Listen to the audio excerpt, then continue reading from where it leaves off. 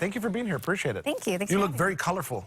I am wearing red today. You are brightening up the set. Thank you very much. It's for American Heart Month. Yes, that's a great reason. Also, you're glowing. Thank you. And it's not because you ate a huge plate lunch. So, how's everything going? Good. I can't complain. Yeah? Things are well. Very good. Yeah. Okay, good.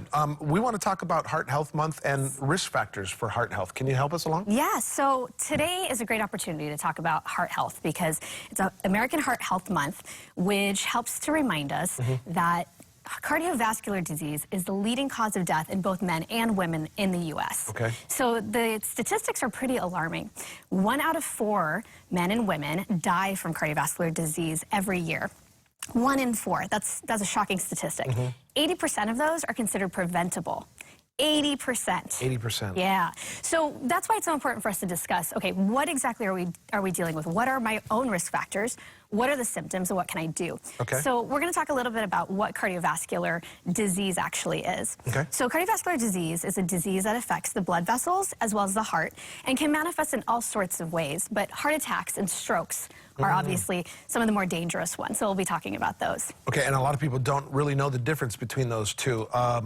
Symptoms of a heart attack. How about we start with there? Symptoms of a heart attack. So symptoms of a heart attack are kind of what we see classically, the chest pain that can go up into the jaw, into the left arm.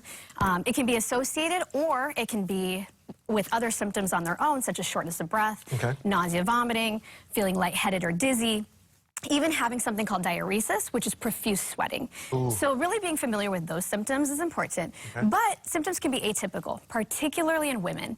So in general, men have been studied fairly extensively. So we really understand what happens in men in cardiovascular disease. We don't know as much about women. And women tend to have atypical symptoms. Sometimes they'll have the typical chest pain, but oftentimes they'll have nausea or vomiting and abdominal pain, which don't really sound like a heart attack. No. So the key is really to pay attention to your symptoms. Sounds like pregnancy almost. Right? Yeah. The key is just to really pay attention to your symptoms. And if you're not feeling well, you're not feeling right, get it checked out. Because you'll never be, no one's ever going to blame you for getting checked out if you have a doubt. I totally agree with that, especially if you're starting to feel something that's not normal for you.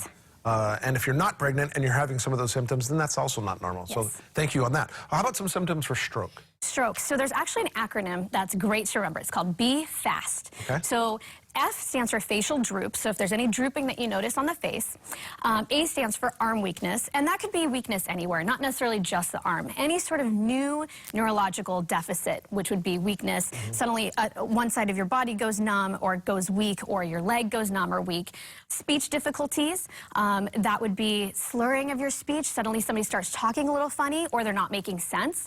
Time to call 911. Okay. The reason is time is of the essence. The faster that you can get into the hospital and be seen and be diagnosed, the faster we are to figure out if it actually is a stroke and implement treatment right away. I completely agree with this. If you're feeling yourself a little different, that's one thing. If you notice somebody, right? Because that's the signs. If you're noticing somebody that's not talking to you right, then that's a sign. Yes, I take care of a lot of patients with cardiovascular disease, and oftentimes it's actually a family member who notices somebody either woke up looking a little funny, or they're talking a little funny, or they're just not moving right. One side of their face might be drooping. The person may not have even noticed it, but their family members or their friends notice it. You started off saying something that may have caught a lot of people's attention. 80%. You could make some changes to help out. Absolutely. So I'm going to touch on some risk factors. When we think about the risk factors for cardiovascular disease, we tend to think of an older person, we tend to think of male, and those aren't necessarily entirely true. Yes, your risk does go up as you get older. Yes, there are high risk factors for men in general for cardiovascular disease, but cardiovascular disease can affect anybody of any age group, particularly if there's predisposed conditions or existing conditions, or if there is early onset obesity, early onset diabetes, high blood pressure, high cholesterol. Smoking is a major risk factor, and if anyone takes something away from this, I would really, really stress the importance of stopping, at least to try to stop smoking. Just because smoking really can affect pretty much every organ system, particularly the cardiovascular system, and so that would be really important. I can't stress the importance enough to stop smoking.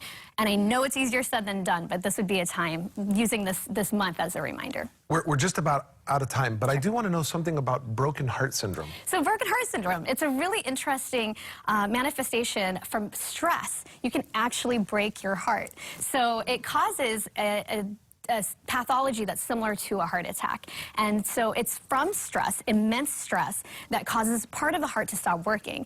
And this actually is reversible, but it does happen. And I thought that was something curious to include in this discussion today. Thank you so much for being here. February, again, is Heart Health Month, and it's always nice to have Dr. Rupy on the show.